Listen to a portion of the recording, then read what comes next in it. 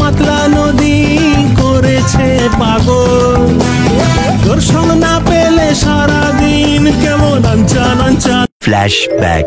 কাকের লেজের মধ্যে ময়ূরের পাক লাগাইলে কি কাক আর ময়ূর হয়ে জায়গা? কই ময়ূর আর কই কাক, কই পরিমণি আর কই না পাইছে নিশা। আপনি নিজের পরিমণি দাবি করেন, আপনার কোন দিক থেকে পরিমণি লাগতেছে? ভাই রে ভাই, আপনারা যে কি পরিমাণ কমেন্ট আমারে করছেন, কইরা জাস্ট ধুইয়া ফেলাইছেন। আপনাকে এই কমেন্টের উত্তর নিয়ে আজকের এই ব্লগ। আসসালামু আলাইকুম, কেমন আছেন আপনারা সবাই? আশা করতে সবাই সুস্থ আছেন এবং ভালো আছেন। আলহামদুলিল্লাহ, আল্লাহ তাআলার রহমতে আমিও অনেক ভালো আছি। আর ব্লগটা পুরোপুরি দেখার আগে আজকের ভিডিওকে কোন জায়গা থেকে দেখতেছেন কমেন্ট সেকশনে জানাইতে একদমই ভুলবেন না। তো এই পরিমণির লুকটা রিক্রিয়েট করার লাগে আমি আগে থেকে একটা পোস্ট করছিলাম, মতামত জানতে চাইছিলাম আর কি। তো আপনারা অনেকেই কইছেন ঠিক আছে লুকটা রিক্রিয়েট করেন, আর আমি আমার প্রত্যেকটা পোস্টে প্রত্যেকটা জায়গায় মেনশন করে দিছিলাম যে আমি লুকটা রিক্রিয়েট করতে, মানে আরো ভালো মতন বুঝাই কইলে ইন্সপায়ার্ড হইয়া ওই লুকটারে রিক্রিয়েট করার ট্রাই করতেছি। তো এইটা বলার পরও কিছু বাঙালি মানুষ আইয়া কমেন্ট সেকশনে না পারতেছে আমার 14 গোষ্ঠী উদ্ধার করে ফেলাইতে। বাকি কথা স্পয়লারের পর। ভিআইপি বডি লোশন, এটা যেমন তেমন বডি লোশন না ভাইরে ভাই, এটার ভিতরে আছে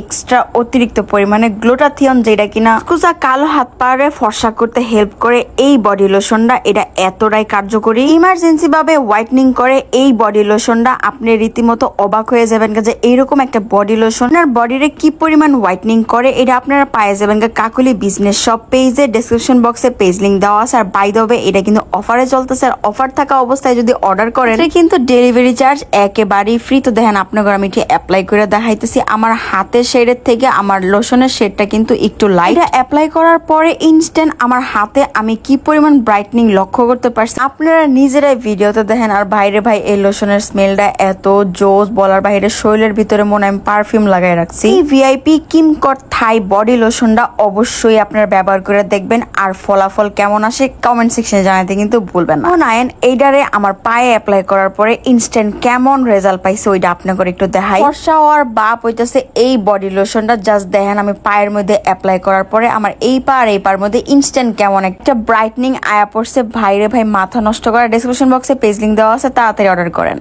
তো আমি হাজারবার বলার পরও আপনারা জাস্ট কমেন্ট সেকশন একটা কথাই বলতেছেন যে আমি পরিমণি হইতে চাইছি। ভাই পরিমণির মতন আমি কেমনে হবো? ও এত দুধের মতন ফর্সা, ওর লেভেল কই আর আমি? উনি বাংলাদেশের অনেক জনপ্রিয় একটা অ্যাক্ট্রেস প্লাস গসিপ কুইন। তো ওনার লেভেলের লগে আমি আমার নিজের কখনোই মিলাই নাই। আমি জাস্ট ওনার লুকটারে পছন্দ করি, আমার ভাল লাগছে বিদায় আমি জাস্ট রিক্রিয়েট করার ট্রাই করছি। শুধুমাত্র আমি একলা হইলো একটা কথা ছিল, আমার মতন এমন আরো অনেক আপুরা এই লুকটারে রিক্রিয়েট করছে। তার মানে কি তারাও নিজের পরিমণি হিসাবে দাবি করতেছে? কই না তো। কথা হইতেছে কেমনে খালি মানুষের একটু খোঁচা দেওয়ান যাইব, মানে নিজে তো কোনো কাজকর্ম নাই, মানুষের পিছনে লাইগা থাকা গেল এই মানুষগুলোর আসল দর। যাক অনেক পেশাল পারলাম, সর্বশেষে একটাই কথা, আমি পরিমণি হইতে চাই না, আমি জাস্ট লুকটা রিক্রিয়েট করছি। এরপরে আপনারা এই যে আমার খোঁচা দিচ্ছেন না, এরপরে আরো সেলিব্রিটিস যারা কিনা লুক ক্রিয়েট করবো ওগুলারও রিক্রিয়েট করবো। তো অনায়া বললেন যে আমি ওই সেলিব্রিটির নকল করতেছি। পেশাল পাইরালিছি। এখন আপনাদের দেখাই যে আসলে আমি শুট টুট করার পরে আমার কি কাজ থাকে। আমি নিজে শুট করার পরে যে জিনিসগুলো আউলায় ঝাউলায় রাখি ওইগুলার